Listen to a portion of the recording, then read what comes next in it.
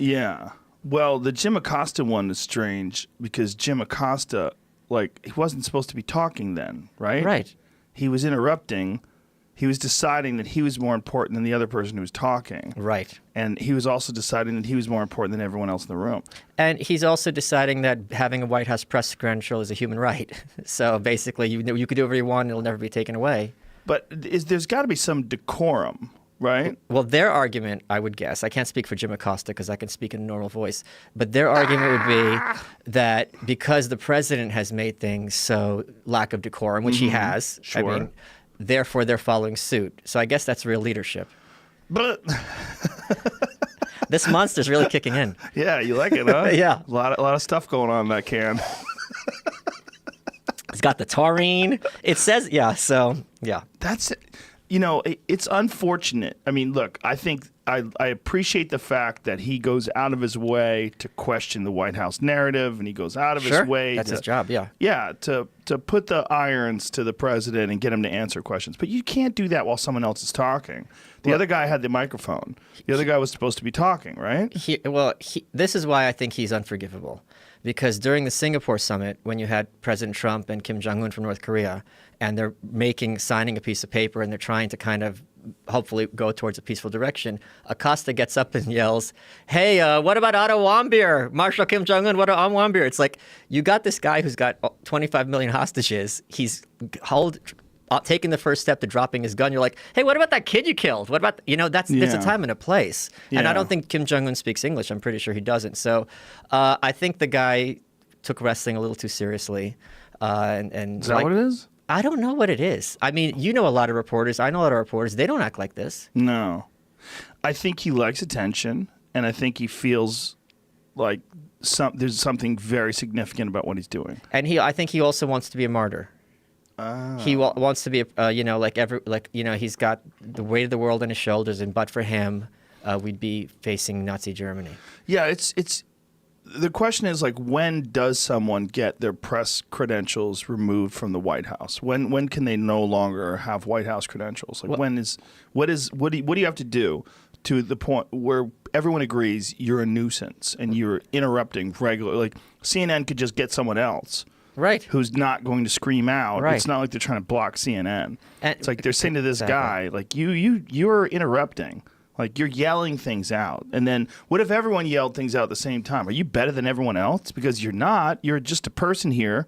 And if you just decide my opinion and my voice is more significant than anyone else's, well, you've thrown everybody else under the bus, the entire rest of the room, and the whole process. Well, I remember Leslie Stahl had Trump on 60 Minutes not that long ago, and they were going back and forth, and she goes, well, I don't want to talk about that. I'm like, this is the fucking president. You're a reporter. If he wants to talk about it, at the very least, it's going to be the president says X, Y, and Z. So who are you to be like, nah, shut up. We're not going to talk about this. And he's like, well, fuck you. I'm the president. Yeah. So I think there is, and I'm glad this is happening, because I think for a long time, the press, who has had an agenda since Washington's days, as they should have an agenda, pretend that they're honest and objective, and they use the veneer of politeness and civility to be like, look, we're professional, we're decent people.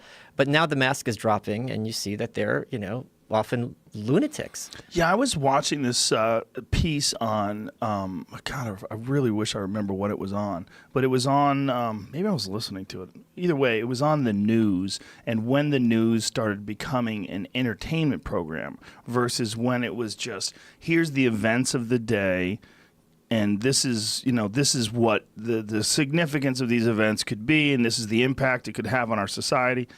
Instead, it just became this really flamboyant, wild, crazy, if it bleeds, it leads, and it became entertainment. Right. And they really nailed it down to 60 minutes. They were saying when 60 Minutes became a hugely successful financial show. What's that, in the 70s then? Somewhere around there, Yeah. right? When was 60 Minutes? It's been around for a long, long time. Long time. But when 60 Minutes became a hit, it was a hit show. Like, big advertiser money. It was, the entire country would watch it. And then that sort of changed the way they viewed the news. Because now they viewed the news as a potentially profitable venture.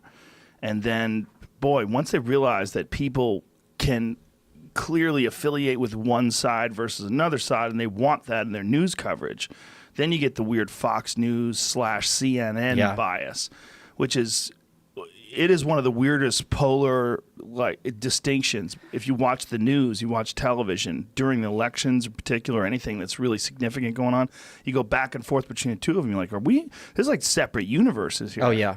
Scott Adams has that metaphor, which is that we're looking at one movie screen, and there's two movies on one movie screen. That different people see this exact same data and see different conclusions. Yes. And I think that's great. I mean, I don't think we need to be all united. I think people should like what they like, and the idea that we all got to agree on everything is totalitarianism. Yeah, I mean, I definitely think that we should be able to enjoy what we enjoy, and we should lean whatever way we choose to lean. I think the issue with the news, though, is when it's just straight up propaganda. Yeah. Like, when is this actually the real objective version of the events, or when are they deleting and editing stuff out and adding things to it and concentrating on one maybe possibly insignificant thing, but pumping it up to be more than it is, because then it changes the narrative for their side. This morning, I went after some dimwit from from NBC, and he goes, "This is the worst attack by the White House on the press freedoms in history." I go, John Adams, second president, put journalists in jail. So did Lincoln. Lincoln, of course, you could say, okay, it's the Civil War, but there have been many cases of attacks on the press. But of course, because everyone's so narcissistic, if it's happening to them, it's the worst thing ever. And this is basically the gulag, even though they can go on Twitter and have their 100,000 followers and have their good book deals as a consequence. Is anybody criticizing Jim Acosta from the left? Is anybody saying, like, hey, you're not supposed to do that? Like, what you did is out of line. I've been having fun in LA. I have not seen that. I think they have been running interference, because I do think that the press corps, like any organization, you work with someone side by side every day, you're going to be friendly with them. Yeah. And I do think there is very much, obviously, acrimony between Sarah Sanders and the White House press corps, and she's very insulting and hostile to them. And you could say it's deserved or not. So of course they're going to kind of team up together, be like, lady, we're just trying to do our job, and you're just spitting on our face every single day. Now the question is, do these people should have their faces spit in or not? Well, I think they both suck. I think what she's doing sucks. Like, the way she treats people, like she's some fucking school teacher in 7th grade. That's what it seems like when Sarah's doing those White House press things. I love venom. So I love that the venom is flowing in both directions. Why do you like it? Because I think people get over politically by saying, let's all get along. And then people who don't get along are marginalized, and those are the ones who innovate things. The troublemakers are the ones who move culture and move politics. So whenever everyone gets together, like, oh, 90% of us agree, then if it's venom, it's like, yeah, if this country's been at least two cultures since the beginning. And it only stayed one because one conquered the other and held it under martial law for decades. There's no reason for us to be one United States when everyone hates each other. Like, why? Let's have a divorce. What do you mean? Like, just if you want to separate out America to different parts, I think everyone would get along a lot nicer. Do you mean like make separate countries out of America? Yeah. Really? Of course. Like Europe. Like how, like if you looked at the size of Europe and the relative size of countries and how easy it is to travel from one country to another, you can make a real honest comparison between Texas and New Jersey. I mean, they basically are different countries. Right. I mean, it's trickier because we all speak English, so it seems like we're one. But what are we united on? And like, why does this have to be this way? Well, because Texas will start invading everybody. You can't just do that, man. They'll just first of all, they'll just steal New Mexico. Like, who's guarding it? That's ours now. And then they'll just start marching their way through Phoenix. And yeah, it's a fucking disaster waiting to happen. I think this is a disaster that's happening. Oh, yeah. And I think the acrimony, which I enjoy on some level because I think it's honest, is going to get much worse. Really? What makes you think it's going to get worse? Because I think both sides are just doubling down. Both sides, left and right. Yeah, are very much doubling down. The right has become radicalized as a function of Trump. The left has been radicalized for decades. And there's no... Look, here's what happened with Kavanaugh hearings. Either this very innocent family man has been railroaded completely by shameless leftists, or someone who is quite possibly a rapist was put to the Supreme Court without being... And everyone knows it. So there's no in between.